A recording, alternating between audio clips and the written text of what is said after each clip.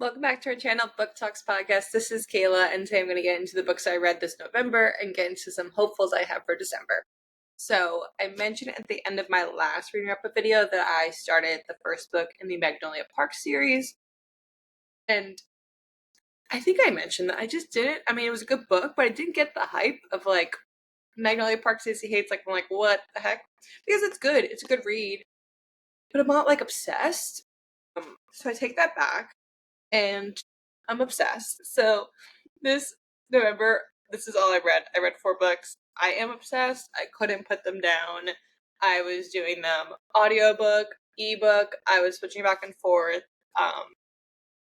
We'll get into it. So I won't discuss Magnolia Parks because I discussed that last video, but very good. I don't know how the author can make me like a preppy, spoiled London socialite, but I do. And it was like the most toxic relationship ever, and I'm still enjoyed it. Well, that's why I think I didn't love the first book. It's because it was a very toxic relationship. I was actually rooting more for Tom than BJ, even though we all knew Tom was a side character, and I thought Magnolia was a little bit annoying.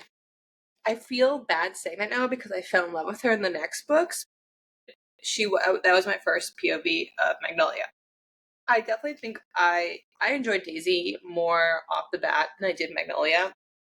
So Daisy is a young college student.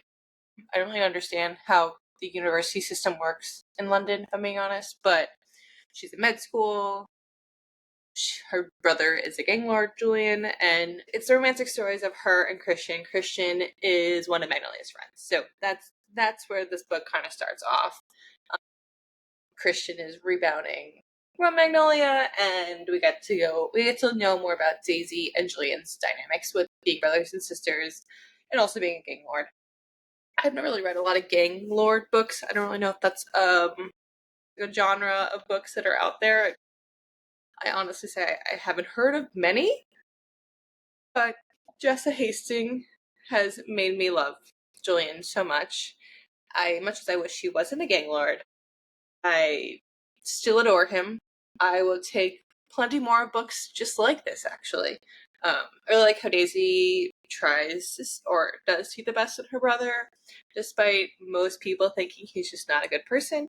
And I really enjoy Daisy, even though she has a very tough exterior and she is generally mean to people off the bat. I don't know why I find that endearing. I mean, at this point I was not obsessed with the series.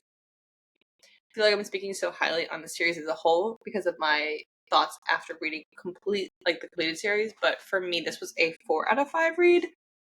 Good. The whole overall series reads like a London Gossip Girl, I would say. We get more into like the juicy part in the next 3 books. So these 3 books, Magnolia Parks, The Long Way Home, is in Magnolia and BJ's POV, and then Magnolia Parks Into the Dark is also Magnolia and BJ's POV, and then The Great Undoing is in Christian, Daisy, and Julian's POV, but The Great Undoing takes place like the same time as Long Way Home. Like they generally have overlapping timelines, and they both lead right into this book. So by the end of The Great Undoing, I was in tears. Like, I was, like, unwell. And I won't get into why I was unwell because I don't want to spoil too much. I don't want to spoil really anything. So, this book will mess you up. This book will also have you in your feels. Overall, all 3 of them were 5-star reads for me. Again, I came off of Magnolia Parks and I wasn't a big fan of Magnolia and BJ, and I started to root for them. This author did the impossible and made me want to root for them. So I am not on TikTok at all, so I don't know like what anyone says about the series. I started reading the series because a good friend recommended it to me, and she's a very tough critic, and this is like a friend I grew up with, so like neither of us, I don't know, she might be on TikTok, but I'm not on TikTok. I know we have a TikTok and we have an Instagram account, and I do tend to go more on our Instagram account than our TikTok. I do post on there. I just don't I'm already addicted to Instagram. I don't need to be addicted to TikTok, so I don't want to doom scroll. I also just feel like I'm so behind on like book talk that like if I was to scroll, I'd be like, I don't know what I don't know who I'm supposed to know, like what. So my co-host Marissa was always in like more TikTok space. She also taking a break. I'm just trying to get off social media, but then also post. It's like hard because like you want to post, you want to make content and like share books, but then it's so addicting and you just like end up doom scrolling. I don't want to do that. So working on a balance and just trying to be like more creative and see the creative side of it, but then also not get stuck in like the overconsumption side and just like doom scrolling. So that is my spiel on why I'm not currently on Book Talk, and I don't really know what people have been saying about this series and who they were rooting for what. I am very happy with the outcome of these 3 books, and I will leave it at that. But yeah, so overall, these 3 books, 5-star reads for me. I definitely recommend this series now. People at work had asked me, like, what are some recommendations I have, what I've been reading currently, and I'm like, I've been reading Magnolia Parks series. I would recommend it, but I say bear with me the first 2 books, and then the last 3, you can't put them down. They are very, like, thick books. Like, I feel like it took a while to get through it. I mean, yeah, like, this one's about 700 pages. I don't feel bad that I only read 4 books this month because I had a really good reading like experience month. Like I feel like just reading books that I enjoy brought me back to like why I love to read. So I'm really, really, really want the 3rd Daisy Haites book. I like need it. I need to know what happened, like Daisy and Julian's POV during like this whole book, because they kind of do like coincide like timelines wise. So I need to know their POV during this book because they have like cameos, and I'm like, what is going through your head? So I would say Julian's POVs are my favorite. I love them. I just love him. Who would think I'd love Ganglord? But I'm going on a rant now. But yeah, those are the books I read this November. I've only read 4, so this is a 4-star read, and then these are 5. I'm again obsessed with these covers. Like, look at them. I know they're not everyone's cup of tea. I posted this on Instagram, and one of my good friends was like, "These covers are giving me a headache. I don't like them," and I'm like, "I don't care. I love them." I think this one's my favorite, and I know it's the most chaotic, but I just love it. I just feel like it fits the whole story. The story is like a little bit chaotic and romantic, and yet all seamlessly like goes together, and it's great. And I don't know how the author did that, and I will be reading more Jessa Hastings books. I'm gonna take a break because I am starting my holiday reading challenge. So let's get into the books I'm hoping to read this December. So I've already started one. So I went to like Barnes and Noble and just like went to their holiday reading section and picked up 2 books. And I think I did record that. I recorded me doing that for my holiday reading vlog, or that I'm gonna post, or that I'm filming now.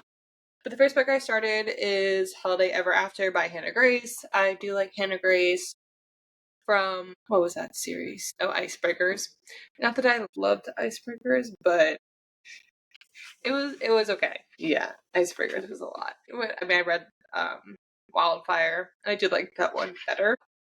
Reading this one now, I'm enjoying it. I think it's a little cheesy, but I think it's every holiday romance, and I will get more into that in my next video, my thoughts on that. The next book I did pick up is Love, Holly from Emily Stone. I originally thought I never read any books from Emily Stone, but I was looking at all the holiday books that I've read. I wrote down all the holiday books I've read and the ones I hope to read. I did read Always in December by Emily Stone, and I did give it a 5-star read on Goodreads, but I recall nothing about this book, so unsure. Might circle back, but I'm excited for that one as well. I did star some other holiday books that I'm hoping to read. So my goal is to read 5 holiday romance books to then recommend them to you guys. So I do have a lot of recs in the holiday romance section. I want to read Wreck the Halls from Tessa Bailey.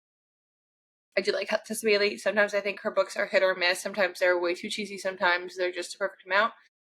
So unsure about Wreck the Halls. I did read her other holiday romance books, and it was like the most cringiest thing I read. Bear with me there. And then I want to read A Holiday Fling by Farrah Heron. I gotta work on my pronunciation. I want to read The Most Wonderful Crime of the Year by Allie Carter. So I've started a couple that I want to read. We'll see which ones I get into and which ones I end up picking up. But for now, I'm starting with those 2, and I will check back at the end of the month or in my holiday romance reading vlog to see if I like them. So stay tuned. Thanks for watching. This is Kayla, and have a good day.